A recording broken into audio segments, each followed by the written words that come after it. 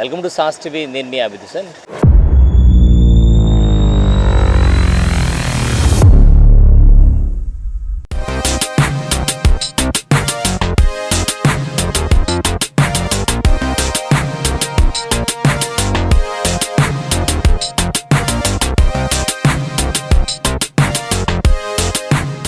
ప్రధానంగా నెమలి అనేది మనకు జాతీయ పక్షిగా మనం పరిగణిస్తాము. అలాగే నెమలి ఇటు తీసుకుంటే సుబ్రహ్మణ్యేశ్వర స్వామికి వాహనము. శ్రీకృష్ణుడు అయితే నెమలిని మరి తన శిరస్థానం మీద ఉపయోగిస్తూ ఉంటారు, అంటే నెత్తిన పెట్టుకొని ఉంటారు.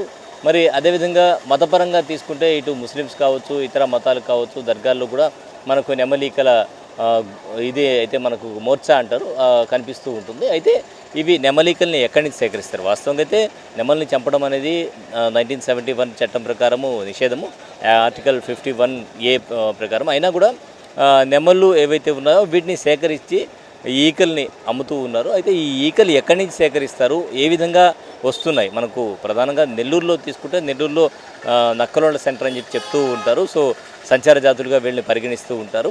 సో వీళ్ళు ఎక్కడి నుంచి తీసుకొస్తారు, ఏ విధంగా ఉంది, సేల్స్ ఏ విధంగా ఉంది, మరి వీళ్ళ జీవన శైలి అసలు ఎలా ఉంటుంది తెలుసుకుందాం.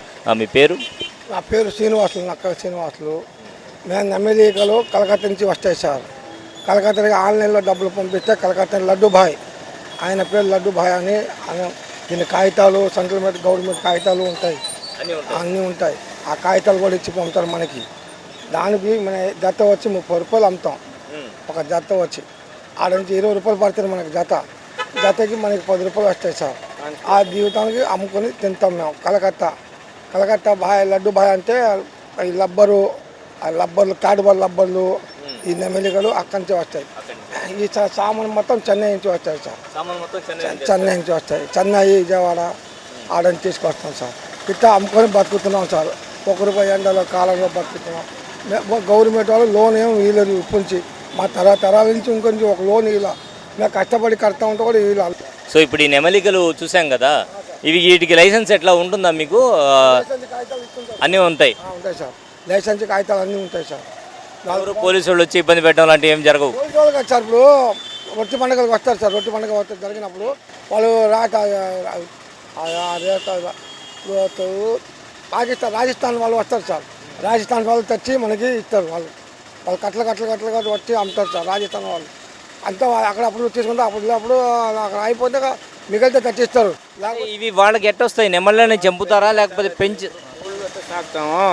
కోళ్ళు ఎట్ట సాగుతారో అట్లా సాగుతారు. దీన్ని ఇక్కడ పెంచుతారు, ఫారంలు పెట్టి పెంచుతారు. అది ఈకలు రాలిపోతాయి వాళ్ళకి. ఒకటి కాదు, ఎన్నో ఉంటాయి వాళ్ళకి. వాళ్ళు సాకినప్పుడు ఆ ఈకలు రాలిపోతాయి.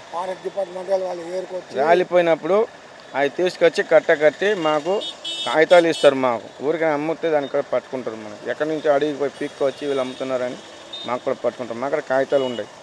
ఎక్కడ వచ్చినా కూడా మేము తిరునాళ్ళు తిరిగినా కూడా పోలీసులు పట్టుకుంటారు. ఒక్కొక్కసారి ఎక్కడి నుంచి దొరికినాయి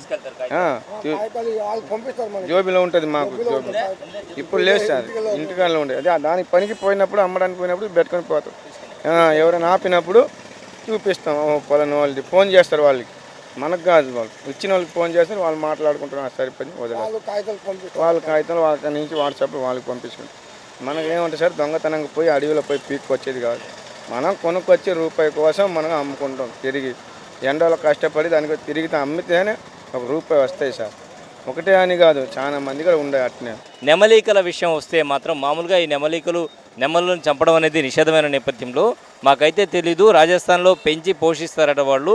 అక్కడి నుంచి తీసుకొస్తారు. అక్కడి నుంచి మాకు వాళ్ళు పత్రాలు కూడా పంపిస్తూ ఉంటారు. లడ్డూభాయ్ అనేటువంటి వ్యక్తి కలకటా నుంచి వీటిని నెల్లూరుకు పంపించడం జరుగుతుంది. ఇక్కడ మేము ఆ పత్రాలు ఏవైతే కొరియర్లో వచ్చాయో అవి జేబులో పెట్టుకొని వీటి అమ్మకాలు అయితే సాగిస్తూ ఉంటామని చెప్తూ ఉన్నారు. ఇవన్నీ కూడా పెంచినటువంటి నెమళ్లకు ఈకలు పేయకుండా ఈకలు ఏవైతే కింద పడిపోతాయో వాటిని సేకరించి తీసుకొస్తామని చెప్తూ ఉన్నారు. ఎక్కడ కూడా నెమళ్లను చంపడం అనేది జరగదని చెప్పి కూడా తెలియజేస్తూ